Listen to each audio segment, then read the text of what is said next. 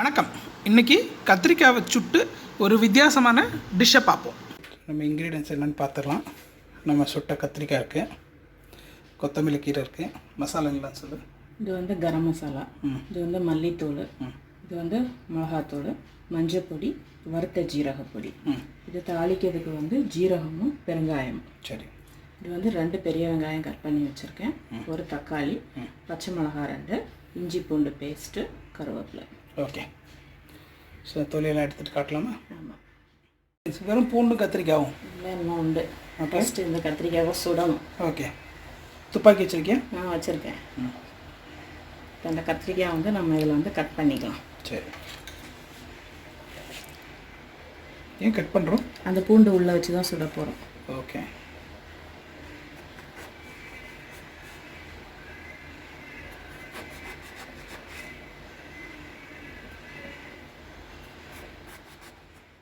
வெட்டிட்டோமா, இப்படி கை வச்சு விரிச்சோம்னா இப்படி இருக்கும். இதுக்குள்ளே இங்கே கட் பண்ணி வச்சுருக்க பூண்டு இதை உள்ளே வச்சிடணும்.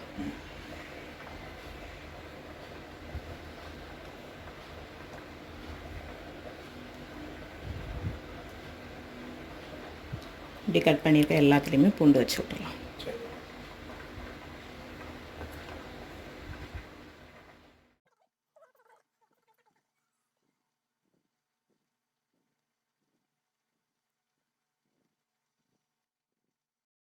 பூண்டை ஏற்றிட்டு சுற்றி எண்ணெய் தடவி வச்சுருக்கோம். எண்ணெய் தடவி வச்சுக்கணுன்னா இது சுட்டதுக்கப்புறமா அந்த தோலை உரித்து எடுக்கிறதுக்கு. இப்போ இதை வந்து கேஸ் அடுப்பில் சுட்டுறலாம். இதை எப்படி ஒவ்வொரு சைடாக திருப்பி விட்டு இது மொத்தத்தையும் நல்லா கரிச்சு எடுக்கணும். இந்த காம்பை இப்போமே கட் பண்ண லாஸ்ட்டு கட் பண்ணி எடுத்துக்கலாம். நமக்கு இதை வச்சு திருப்பதுக்காக இன்னும் இது யூஸ் பண்ண வேண்டியதானே? இது ரொம்ப பெரிய கத்திரிக்காவாக இருக்குல்ல, அப்போ உங்களுக்கு அது அங்கேயும் இங்கேயும் இதாகிட்டே இருக்கும். இல்லை, ஸ்கியூவர் வச்சு குத்தி வேண்டியதானே? இதான் ஒன்று வச்சு குத்தினோன்னா அது ஸ்ட்ராங்காக நிற்காது. சின்ன கத்திரிக்காவாக இருந்தால் நம்ம குத்தி இது பண்ணலாம். இப்போ இது இதில் இருந்து நல்லா எல்லா பக்கமும் சுட்டுட்டு பார்க்கலாம்.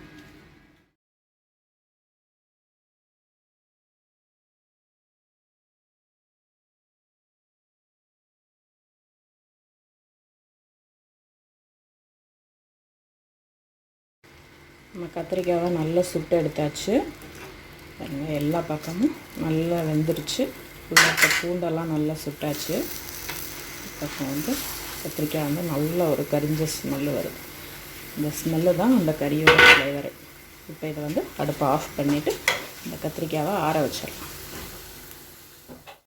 நம்ம தொலியை க்ளீன் பண்ணிவிட்டு அந்த சதையை மட்டும் நல்லா ஒரு ஃபோர்க் வச்சு மசிச்சு வச்சாச்சு. உப்பு போட்டிருக்கேன்? இல்லை வெறுமனே அந்த உள்ளே வச்சு தோலை மட்டும் எடுத்துகிட்டு உள்ளே வச்ச பூண்டெல்லாம் எங்கேயும் அடையாளமே தெரியாமல் போயிடுச்சு. சரி.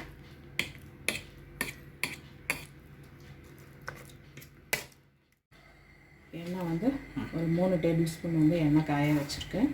இதில் வந்து கொஞ்சம் ஒரு ஸ்பூன் போல் ஜீரகம். இதுக்கு கடுகெல்லாம் ஒன்றும் தாளிக்க வேண்டாம். ஜீரகம் நல்லா பொரியட்டும். பொரிஞ்சதுக்கப்புறமா காயம் ஒரு 1/4 ஸ்பூன் போல் காயப்பொடி. இப்போ இதில் வந்து ஜீரகம் நல்லா பொரிஞ்சிருச்சு. இப்போ இதில் வெங்காயம் போட்டுக்கலாம்.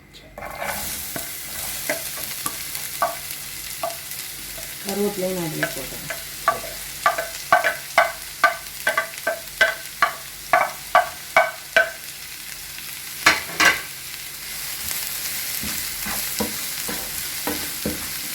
நல்லா வதங்கணுமா உள்ளி? ரொம்ப நல்லா வதங்கணும். கொஞ்சம் அந்த கலர் அந்த கண்ணாடி பதம் வரும்ல, அந்த அளவுக்கு வதக்கிக்கலாம். உள்ளி வந்து இந்த அளவுக்கு வதங்கினா போதும். இப்போ வந்துட்டு இந்த பச்சை மிளகாவையும் இஞ்சி பூண்டையும் போட்டுடலாம்.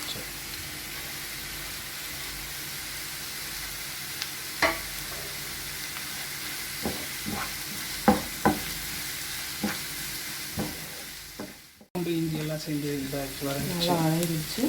இப்போ வந்து இதில் வந்து எடுத்து வச்சுருக்க எல்லா மசாலாவுமே போட்டுடலாம். சரி. காரம் வந்து பச்சை மிளகா வந்து நான் ஏற்கனவே இதில் போட்டிருக்கேன். அதனால் வத்தல் பொடி வந்து அவங்க காரத்துக்கு ஏற்ற மாதிரி. இந்த பொடியோட பச்சை வாசனையெல்லாம் போகிறது வரைக்கும் வதக்கி எடுத்துக்கலாம்.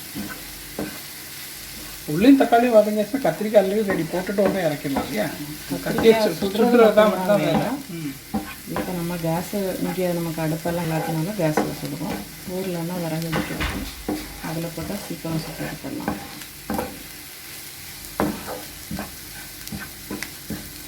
இந்த பொடியோட பச்சை வாசனையெல்லாம் போயிடுச்சு. வந்து தக்காளி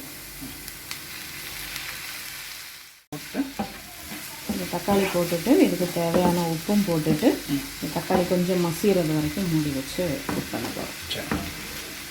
உப்பு போட்டு கத்திரிக்காய்க்கும் சேர்த்து போடுறது. ஆமாம், மொட்டை கத்திரிக்காய்க்கும் சேர்த்தே தான் உப்பு போடுவேன்.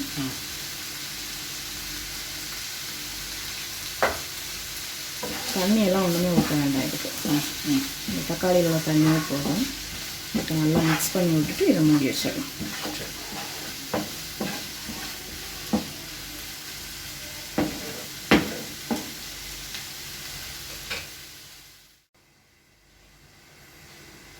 கொஞ்சம் நேரம் ஒரு 5 நிமிஷம் இருக்கட்டும். அதுக்குள்ளே அதே காய் மூடி வச்சு 5 நிமிஷம் ஆச்சு. தக்காளி வதங்கி இருக்கா பார்க்கலாம். நல்லா வதங்கிடுச்சு. வந்து நம்ம கத்திரிக்காய் மசிச்சு வச்சுருக்கோம், இதை போட்டுக்கலாம். சரி,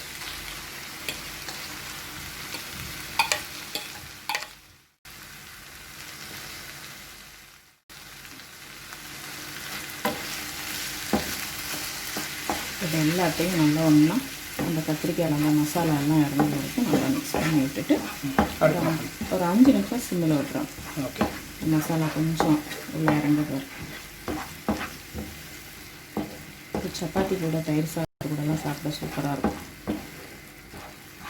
தயிர் சாதத்து கூட தயிர் சாதம் இல்லைன்னா சப்பாத்தி இந்த குஸ்கா அந்த மாதிரியோட சாப்பிட நல்லாயிருக்கும். தயிர் சாதத்தோட சூப்பராக இருக்கும். இந்த கத்திரிக்காய் நல்லா மிக்ஸ் பண்ணியாச்சு. இப்போ இந்த மல்லித்தலை கொத்தமல்லி தலையை போட்டுட்டு ஒரு தடவை கலந்து விட்டுட்டு ஒரு 5 நிமிஷம் சிம்மில் மூடி வச்சுக்கலாம்.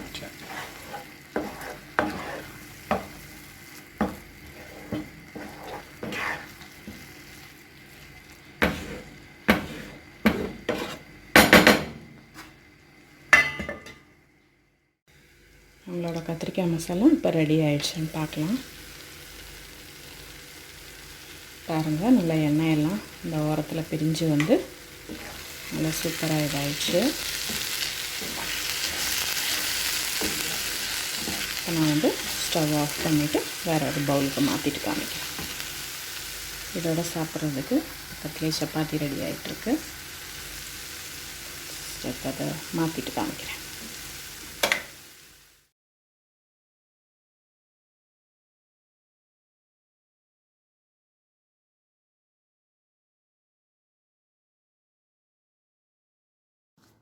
டேஸ்டிங் பண்ணிவிடுவோமா?